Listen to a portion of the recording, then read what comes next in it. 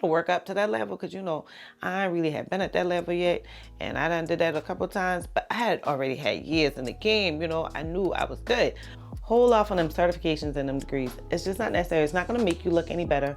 I went from being a full-time employee making $45,000 a year to working part-time at $12 and some change, like 20 hours a week. Like, your girl was on a struggle bus. She was eating beans and rice, you know, peanut butter and jelly. She wasn't going out. Nails wasn't done. Hair wasn't done. Like, just throw that thing in a little bun, keep it moving. It took a lot of sacrifice. I'm so happy. Hey y'all, this is Tamika, the face behind Hey HR, and I am just so ready to tell y'all how you can get into HR. I get so many people who are constantly messaging me about HR and how do I get in and how do I start my career. Listen, I'm here for you. So if you want to know, like, where do I get started? How did you get started? What are some places you suggest that I go to get my foot wet because nobody will hire me because I don't have experience? Or how do I show people that I'm passionate about this and I can be a good HR professional? Then you definitely want to keep watching.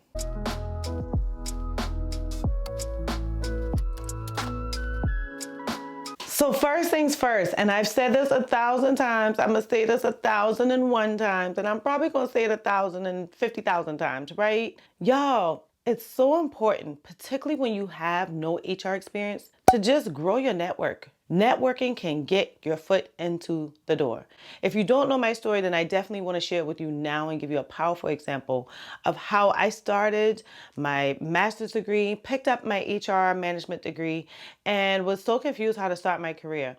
Well, my cousin was in the class because we were all in graduate schools together, me, my cousin, and this director. And he was in the class with the director who was hiring a part-time HR assistant. And he came to me and he was like, I know it's a part-time job and I know that you're making a whole lot more money, but at the end of the day, she has this position open and you can get your foot wet into HR. And I'm so happy I did that because I showed myself approve and I really worked hard and I was very open to sucking in all the information, being available, and just being the best employee I could be because I was so passionate about it. They made that a full-time position. And my career has grown ever since. That's the power in networking. If my cousin didn't know that I was trying to leave from government contracting and to start my HR career, how would he have known to say, hey, I have someone for you? The same HR director had already offered this position to 3 other people before she came to me. For one reason or another, it didn't work out for all 3 of those folks. I was her 4th pick and I got this job. I would have never gotten an interview, and she flat out told me this. I appreciate it. Ain't hurt my feelings not one bit because I feel her. But she was like, you never would have gotten an interview if it wasn't for your cousin being in the class with me. That's the power of networking. I can't tell you guys how many other opportunities I've gotten throughout my career, even consulting and having a number of different small businesses that I did HR for, all because I utilized my network. So some ways that you can utilize your network is by attending local, national, even statewide SHRM meetings, getting in there and talking with folks, seeing who's who, introducing yourself. And a lot of the examples that I'm going to give you is going to be for the extroverts. But introverts, I have you covered too because you have social media. Just like an extrovert can go into social media and dive into someone's DM, so can you. The pressure is less because you don't know these people. You have no impression of them. They have none of you. And so feel fine using your social media to build that network. Get into their DMs, connect with them on LinkedIn, comment on their posts, like their posts. People will pay attention to you and find you to be a valuable resource when they're out there looking really hard for new talent. I'm going to give you guys another example. You can do internships. You can do volunteering. I said I was going to give you another. I gave you a couple more. But volunteer into the HR space. Do internships in the HR space. People will see you perform. People will see you approve. And people will offer you a position. Sometimes even when they have to create one, don't have one, or getting ready to open one. Now they think that you're the perfect person for that. If you guys have not watched my live that I did with Akita Mann and Dominique Raven, then you definitely want to watch it. And Akita goes into full detail how she started her job in a whole different position.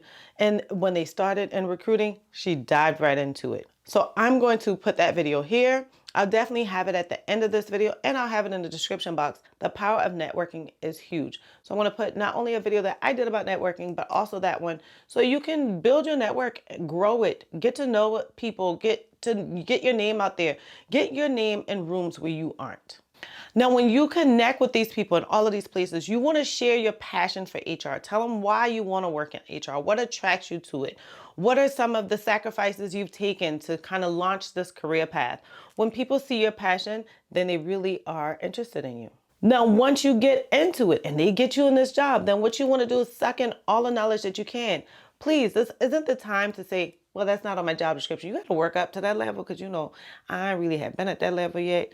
And I done did that a couple of times, but I had already had years in the game.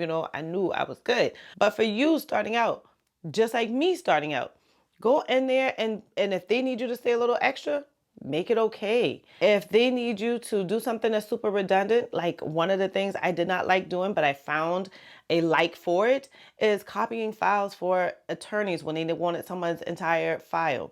I've had to copy files with employees that have been with the company for like 20 years.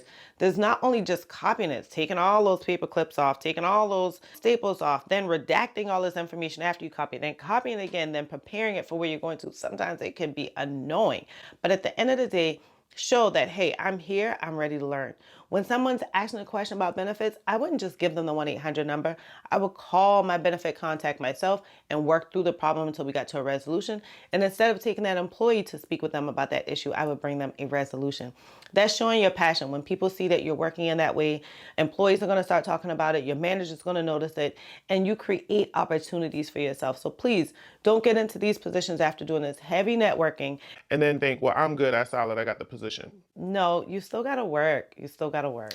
So another way that you can get into HR is by having a very applicant tracking friendly formatted resume.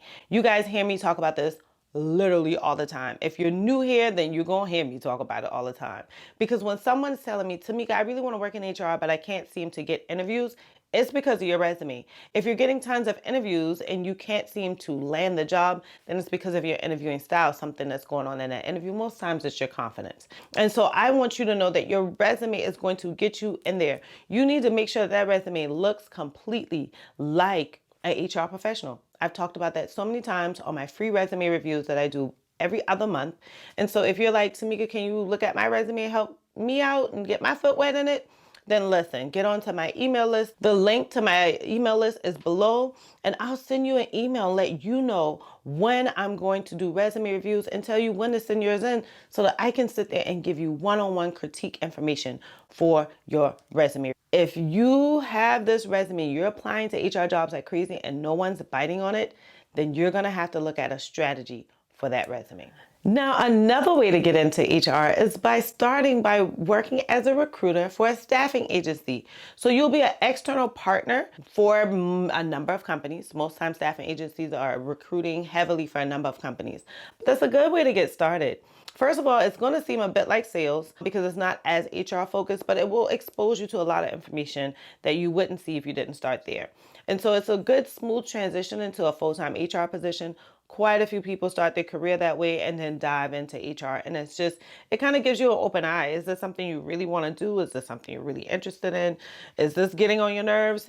Definitely start with staffing agencies and do a Google search. Look around for whatever staffing agencies are hiring and be prepared to get in there and work in the weeds. You get to learn job descriptions. You get to learn how to onboard employees. You get to learn some of the issues that employees have. You get to learn workers' comp issues.